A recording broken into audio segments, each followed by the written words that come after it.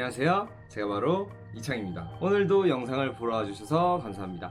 오늘은 드디어 마지막 XM3 트레일블레이저에 이은 셀토스를 한번 리뷰를 해볼 건데요. 오늘은 셀토스를 꼭 사야 하는 이유 5가지에 대해서 알아보도록 하겠습니다. 네, 제가 그 셀토스를 이제 사야 하는 이유 이제 리뷰를 해야 되잖아요. 해야 돼서 이제 시승을 하러 갔었어요. 시승을 해서 한 2시간 정도 시승을 했고요. 그렇게 했는데 마침 지인 중에 부모님이 이제 셀토스로 차량을 바꾸시게 돼서 그 차량을 하루 정도 빌려서 타게 되었습니다. 그래서 여기 용인에서 강화도까지 하루 정도 200km 정도 운행을 했고요. 운행을 한 상태에서 제가 느끼는 완전점과 뭐 단점, 그 밖에 뭐 추천 옵션들에 대해서 설명드리도록 하겠습니다. 네, 그러면 셀토스를 꼭 사야 하는 이유 첫 번째, 네, 바로 편의 장비입니다. 이래야죠. 차는 이래야지. 차는 원래 편하라고 타는 거잖아요. 솔직히 우리가 왜 자동차를 탑니까? 걷기 싫어서잖아요. 그런데 XM3는 왜 이렇게 편의 장비가 없냐고.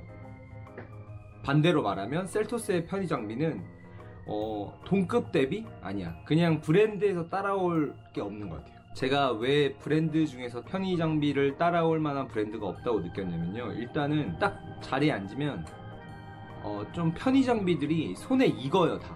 그래서 스피커의 음량 조절이라던가 그런 모든 스위치의 위치들을 현대기아는 좀 이걸 연구를 많이 해서 사람들이 원하는 자리는 어딘가, 위치는 어딘가 이런 부분에서 굉장히 많이 신경을 쓴 게 보여요. 심지어 HUD가 있는데 저는 이걸 타기 전까지는 뭐 원래 다른 타 브랜드나 그랜저 풀체인지나 아니면 제네시스에 들어가는 HUD 같은 경우는 100만원이 넘게 들거든요. 그에 반면에 셀토스는 좀 싸니까 그래도 좀 저렴한 HUD가 들어가서 보는데 신성이 그렇게 좋지는 않겠구나 라고 생각을 했어요. 근데 생각보다 너무 좋더라고요. 물론 조금 약간 싼 느낌이 없지 않아 있긴 한데 뭐 가격 대비 그 정도는 충분히 용납 가능하다고 보고요. 저희 아버지가 좀 원시세요. 뭐 물론 나이가 좀 드시면 다들 이제 시력이 원시로 이제 많이들 다가가시는데 그러다 보니까 글자가 커야 되고 핸드폰의 그 자판의 버튼들도 좀 큼직큼직한 걸 선호를 하시는데 셀토스는 딱 타면 버튼들이 되게 막 좀 나쁘게 말하면 투박하지만 저는 그게 굉장히 좋게 다가왔어요. 누르는 게 너무 편해. 누르는 게 손 위치가 손의 위치에 다 있는 느낌? 심지어 그 통풍이랑 열선 시트 XM3 좀 그거 고쳐야 돼요. 조작 편의성을 그렇게 편하게 하면 어디가 덧나나. 그래서 현대기아 차의 이런 편의 장비들은 따라올 브랜드가 없다고 생각을 합니다. 그리고 또한 그 연비를 보는 거라든가 아니면 트립을 바꾸거나 계기판에 내가 안전 센서를 바꾸고 뭐 예를 들어서 와이퍼가 3초만 깜빡이는 걸로 바꾸고 싶다, 뭐 5초만 깜빡이는 걸로 바꾸고 싶다, 이런 그 내가 사용자가 설정할 수 있는 그런 시스템이 굉장히 잘 되어 있어요. 르노나 쉐보레 차량 같은 경우는 좀 그게 돼 있긴 한데 좀 불친절해요. 예를 들어서 트립에서도 이게 연비라고 나오지도 않고 이게 평균 연비라고 나오지도 않고 그냥 딸랑 숫자 딱 하나 주고 뭐 킬로미터 퍼 리터 이렇게만 뜨니까 이게 평균 연비인지 아니면 지금 연비인지 그런 거를 잘 몰랐단 말이에요. 물론 타다 보면 익숙해져서 이게 평균 연비구나 하는 게 있지만 그 셀토스 같은 경우는 너무 세세하게 한글로 다 써줬어요. 다. 그래서 이건 이렇게 하고 저건 저렇게 하고. 어르신들 핸드폰 같은 거 처음 쓰면 좀 젊은 사람들은 사용 설명서를 보지 않아도 그냥 바로바로 할 수 있겠지만 어르신 같은 경우는 사용 설명서를 보지 않고서는 잘 기능들을 모르시잖아요. 그랬을 때 셀토스가 되게 많이 친절하구나 이런 설정에 있어서 그래서 편의 장비 부분에서는 역시 현대기아를 따라올 브랜드가 없다고 생각을 했습니다. 셀토스를 꼭 사야 하는 이유 두 번째,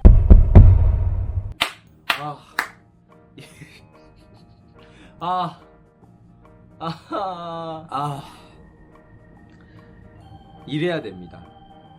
자율주행은 이래야 돼요. 그 간혹 가다가 셀토스의 자율주행이 뭐 앞차와의 간격 조절을 잘 못한다, 차선을 가끔 넘어간다 라고 하시는 분들도 계셨어요. 그 제가 카페에서도 그 글을 본 것 같거든요. 셀토스의 자율주행이 좀 만족을 못 하시는 분들이 있을 텐데 그런 분들 저희 집에 한번 와서 XM3 한번 시승을 한번 시켜드리고 싶어요. 진짜 제발. 진짜 셀토스의 자율주행은 동급 대비 누구도 따라올 수 없어요. 심지어 제가 그게 제일 불만이었거든요, 자율주행이.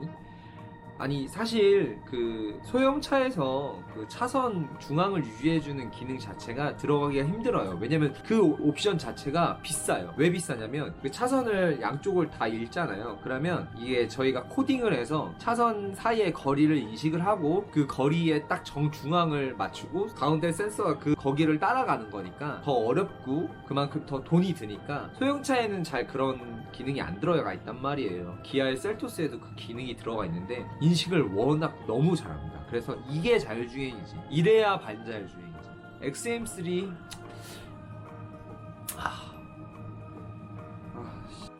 저는 그래서 처음으로 셀토스를 딱 타고 나서 강화도까지 그냥 거의 운전대를 잡긴 했는데 내가 막 그렇게 막 불안하지도 않았고 너무 편했어요.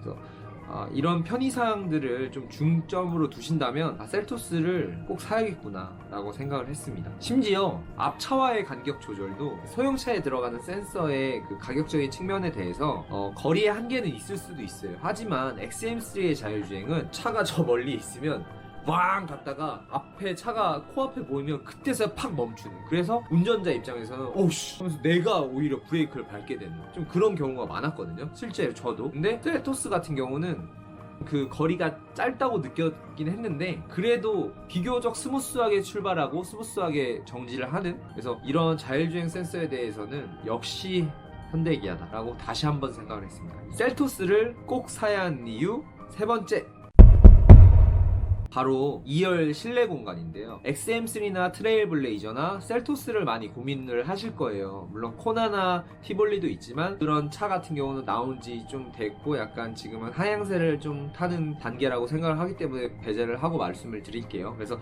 이 세 차량 중에 앞좌석 1열의 공간은 비교적 다 비슷비슷해요. 물론 XM3의 그 센터 콘솔 가운데 부분이 많이 좋긴 하지만 그래도 앞에 좀 여유 있는 공간은 제가 느끼기에는 좀 비슷하다고 느꼈는데, 뒷좌석은 확실히 그러니까 트레일블레이저가 개방감은 좋아요. 좋은데 크게 느껴지는 건 셀토스. 그만큼 기아의 셀토스가 실내 공간을 잘 뽑았다. 이거는 현대기아라는 브랜드가 매우 잘하는 부분이기도 하잖아요. 다들 아시는 부분이기도 하고, 그만큼 딱 2열에 탔을 때 XM3는 내가 이 차를 패밀리카로는 쓸 수 없겠구나 라고 생각이 들었던 반면에 셀토스는 그래도 패밀리카로 쓰기 괜찮을 것 같은데? 아이들이 타면은 되게 넓어 보인다 라고 생각을 했습니다. 실제로 뭐 2열에 에어벤트도 있고 2열에 열선도 있고 편의 장비들도 굉장히 많이 들었고요. 제일 중요했던 건요, 제일 중요했던 게 2열이 리클라이닝이 얘밖에 안 돼요. 리클라이닝이라고 하면 2열에 그냥 그 등받이가 각도가 살짝 조절이 돼요. 두 단계로 조절이 되거든요. 이런 세세한 차이가 굉장히 큽니다. 누구는 나는 좀 허리를 이렇게 반듯하게 세워서 이렇게 앉고 싶은 반면에 누구는 좀 등받이를 눕혀서 앉고 싶잖아요. 근데 2열은 그게 안 돼요. XM3도 안 되고 트레일블레이저도 안 되지만 셀토스는 유일하게 등받이 조절이 됩니다. 2열에서 그 부분이 굉장히 크고 그 부분에서 패밀리카로 적합하다라고 생각을 했습니다. 심지어 그 XM3는 제가 2륜인데 4륜이 아닌데도 약간 2열 그 가운데 부분이 살짝 튀어나와 있어서 이거 4륜인가 라는 착각이 들거든요. 근데 셀토스는 4륜을 안 하고 2륜을 하게 되면은 그렇게 튀어나오는 부분도 많지 않더라고요. 그래서 2열 공간의 확보는 확실히 셀토스가 우위를 점하고 있구나 라고 생각을 했습니다. 셀토스를 꼭 사야 하는 이유 네 번째는요, 주행 성능입니다. 이거 살짝 의아하실 분들도 있어요. 물론 저도 이 다음 편에서 얘기를 하겠지만 주행 성능을 장점으로 뽑았던 게 시원시원하게 잘 나갔습니다. 주행은 굉장히 시원시원하게 잘 나갔습니다. 이 엔진을 공유하는 차들의 마력이 더 높긴 하지만 이 엔진은 그래도 토크를 올리고 마력을 줄여서 그 평균치를 잘 찾았다고 생각을 합니다. 그래서 이 차는 진짜 초보자들이 운전하기가 너무 편하구나 라고 생각을 한 게, 이거 막 간혹가다 뭐 DCT 7단 미션이라서 말타기 증상, 그 초반 저속 구간에서 말타기 증상을 하신다는 분들 뭐 그런 후기들도 보이더라고요. 그래서 제가 실제로 타봤잖아요. 하루 동안 타봤는데 이 분도 이게 좀 말타기 증상이 심하다는 분도 저한테 연락을 주시면 오셔서 XM3 꼭 시승을 해보시기 바랍니다. XM3 시승을 해보시면 그런 소리 안 나오고요. 셀토스가 좀 울컥거리다 라고 생각을 하신 분들이 XM3를 타면은 아마 그 정도로 제가 느낄 때는 셀토스의 울컥거림은 없다고 봐야 돼요. 이거는 거의 자동 변속기 수준으로 없어요. DCT가 아닌 줄 알았어 처음에. 물론 그런 그 체결되는 부분에서 DCT의 느낌을 들었지만 역시 이건 울컥거림이 없다라고 느꼈습니다. 일단 승차감 자체를 한마디로 표현을 하자면 부드럽다, 소프트하다라는 느낌을 들었습니다. 그래서 핸들의 조향도 이제 가벼운 느낌이 들었고요. 안 좋게 말하면 통통거린다고 해야 되나, 승차감이? 근데 이 부분 같은 경우는 뭐 시내 주행을 많이 하시거나 초보자한테는 이런 주행감이 저는 더 좋다고 생각을 해요. 그래서 실제로 이번에 운전면허를 새로 딴 친구가 있는데 살짝 타봤는데 괜찮다. 그래서 확실히 XM3보다 초보자가 운전하기엔 더 적합하다라는 생각이 들었습니다. 딱 터보가 발휘가 되는 느낌이 딱 들면서 쭉 나가주는, 나가주더라도 부드럽게 나가주는, 부드럽게 나가고 부드럽게 서주는 그런 부분에 대해서 저는 큰 점수를 드리고 싶습니다. 셀토스를 꼭 사야 하는 이유 5번째, 바로 유보인데요. 현대라고 치면은 블루링크죠. 근데 이게 너무 편합니다. 물론 5년까지가 무료라고 알고 있고 그 다음부터는 돈을 지불을 해야 사용을 할 수 있는데, 저라면 돈을 지불하고도 사용할 것 같아요. 일단 원격 시동도 되면서, 원격 시동이 솔직히 좀 많이 필요해요. 겨울이나 여름철에는, 겨울에는